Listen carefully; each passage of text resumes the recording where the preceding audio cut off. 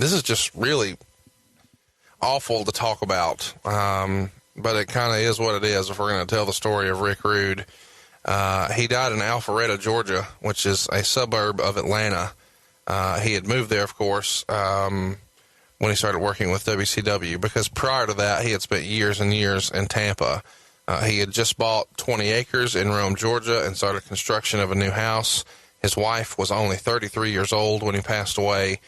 He had 3 small children as well, and he had been training to do some like mixed martial arts, just trying to kind of test the waters. He wanted to be active and compete and do something.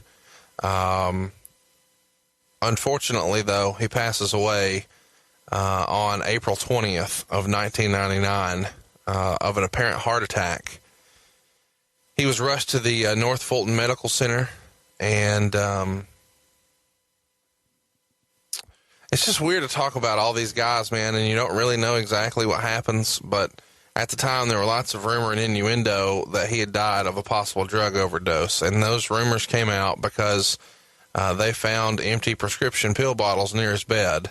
The Fulton County Medical Examiner's Office, though, could not give a specific cause of death, so it was just viewed as mixed medications. There's no good way to really talk about the business here, because a lot of people are going to blame the business for deaths like these when a guy who's 40 and has 3 small children and is in really good shape and, you know, is building a house and just got himself a new truck and has 3 small children, when he dies, just, you know, and he's in, obviously he looks like he's $1 million bucks. Is the business partly to blame for this, do you think, Bruce? Yeah, I hate blaming the business. I don't think that's fair. There's more guys that are living and doing fine, and then there's an unfortunate segment of the business, and especially during, I guess, this time period, where guys abused their bodies, they abused different drugs, abused alcohol, and you can look at other professions and say, you know, some people abuse alcohol, some people abuse drugs. It's just unfortunate, and it sucks, especially losing someone with a family, with a young family at such a young age. Yeah. There's just no way, there's not a good spin to put on it, but it's not fair to put it on the business. On the afternoon that he passed away, earlier that day, Rude had taken his 8-year-old son, Rick Jr., to school and then attended that martial arts class and went to hit some golf balls. At around 5 o'clock, his wife, Michelle, returned home from shopping and found him on the floor, barely breathing and with a light pulse. She called 911, and he was barely revived in the ambulance before going into a coma and then suffering cardiac arrest in the hospital. And he left behind his wife, Michelle. They married in 1988, and those 3 kids were Rick, Marissa, and Colton. Colton passed away in September of 2016 in Rome, Georgia, after a motorcycle accident. And there were just lots and lots of rumors at the time about what was involved and what wasn't involved. And for better or worse, people linked steroids to Rick Rude. They said that he had big arguments with WCW officials and doctors about it. He obviously testified in the steroid trial as well. And other wrestlers like Ric Flair have said that, you know, he had lots of prescription issues. But one of the things that was popular at the time, and you never know what is or isn't anymore, but this doesn't seem like it's nearly as big of a deal as maybe it once was.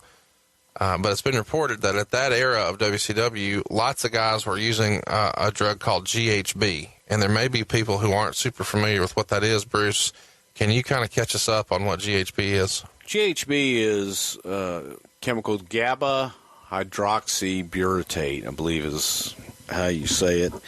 And it was a bodybuilding supplement that was created in Germany in the 80s.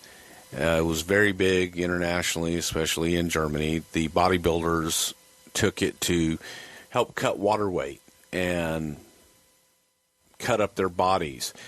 The intended usage for it was take a scoop at night before you go to bed. It would help relax you. And the benefits were that it would help you burn calories while you slept. Well, yeah, burn fat and burn calories and help cut you up while you slept. It gave you a euphoric feeling. I took GHB. I liked GHB. It would give you a euphoric feeling, and if you took it as directed, I dare say that I don't know that it would have caused any harm. I don't know any studies have ever been done. I don't think it did with me, but like everything else, whether it's drugs, alcohol, anything, if you abuse it, food, come on. If you abuse it, it can be dangerous for you. And there's a culture that, hey, if one beer is good, then imagine what 6 beers is going to be like. Right. 6 beers is really great. Oh, my God, I'm going to have 24.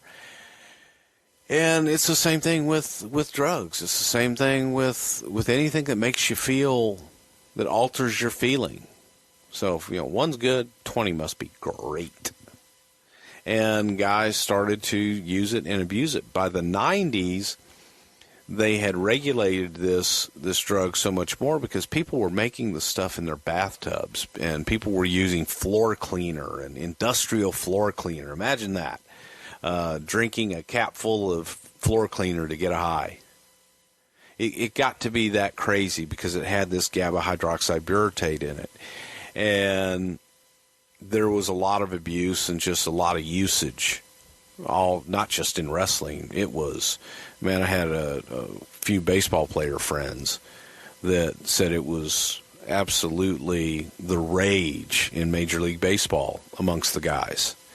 Because it helped them sleep. It helped, right. It helped them go to sleep, and by God, they could eat all they wanted, eat like shit, and then burn fat at night while they slept.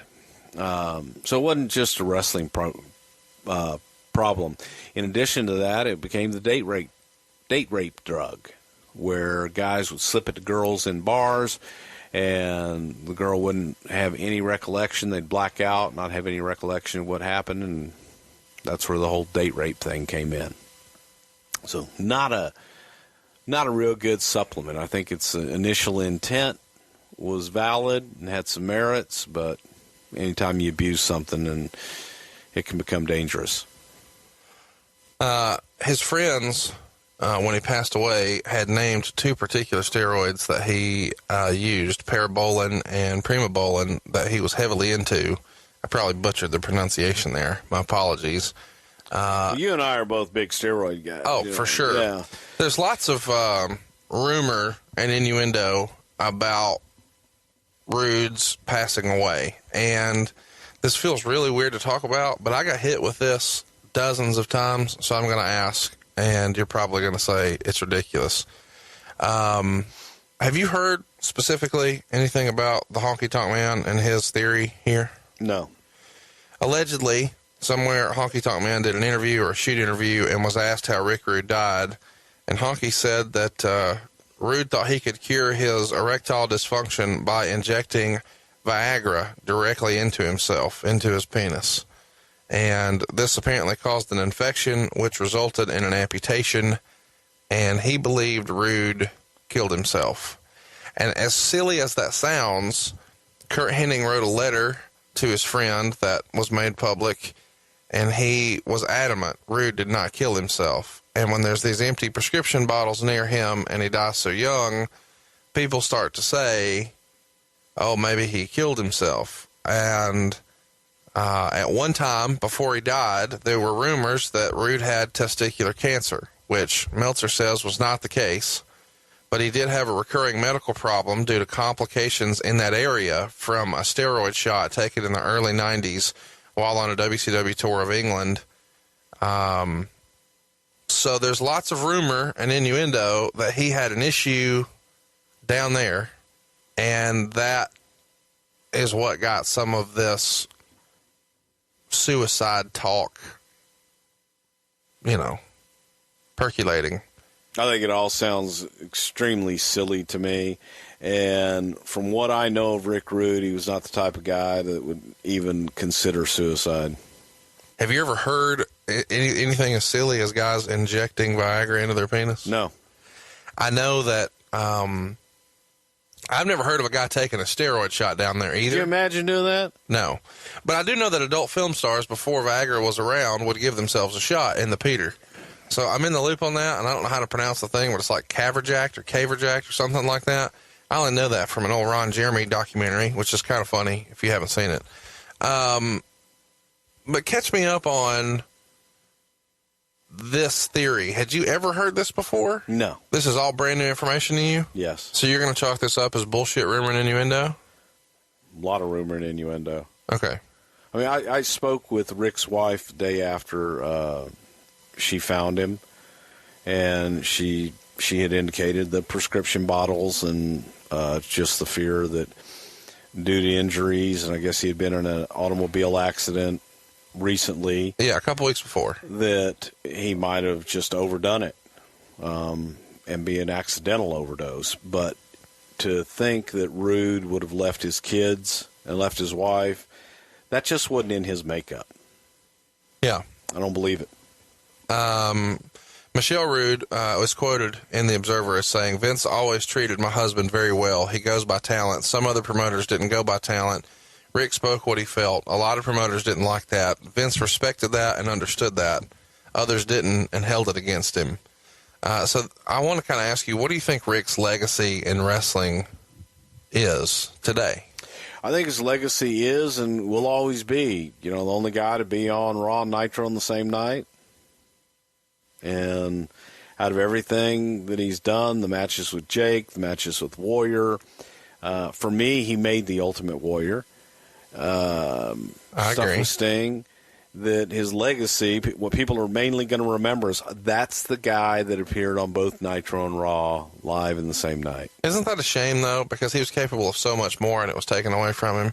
It's sort of like people remember Pillman for pulling a gun on Raw. Right. And there were much more that happened and that he could have done, and it was all just taken away from us. Yeah. It's a sad story. Kurt Henning's letter is out there, and it's a really, really good letter. Throw it in your Google machine. I don't know that I should read it here, but it's really good. And if you're a fan of Mr. Perfect or Ravishing Rick Rude, and obviously you are if you've been listening to our more recent shows, you should check it out. Anything else we want to kind of touch on this week about Ravishing Rick Rude? I got one story. You know what? I know what story you're going to tell. Before you get there, let me ask this about Vince McMahon. Do you think one of the reasons, I'm just freestyling here, do you think one of the reasons he has not been in the Hall of Fame before now is any sort of resentment about the way the Nitro thing happened, or is it simply he didn't want to put someone who died of an apparent drug overdose in, just for the bad PR? None of those, because he has.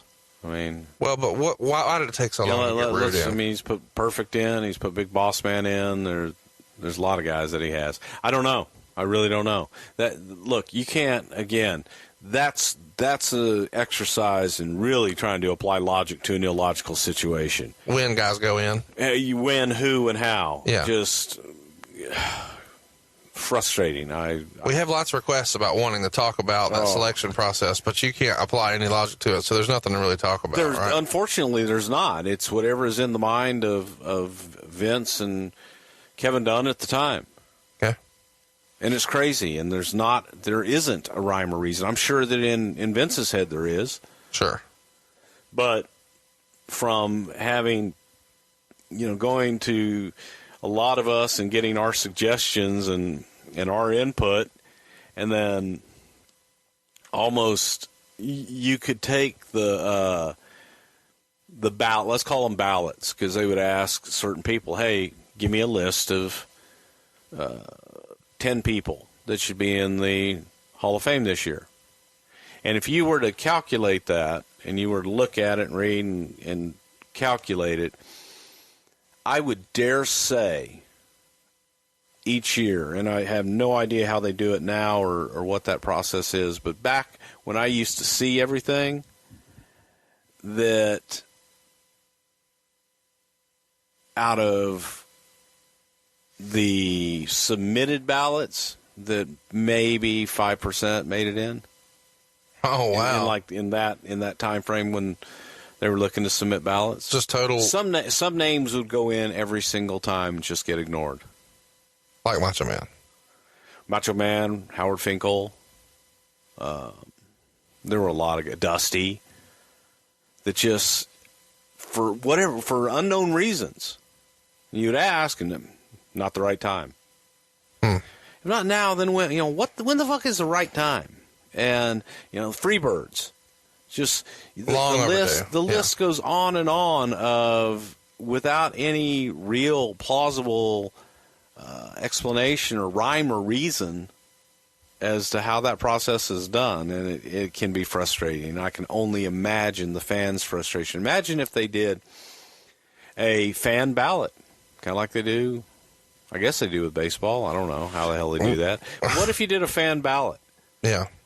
And allowed the people that actually watch your product week in and week out, subscribe to your network, and love the history of the business. What if you allowed them to cast a vote for the Hall of Fame?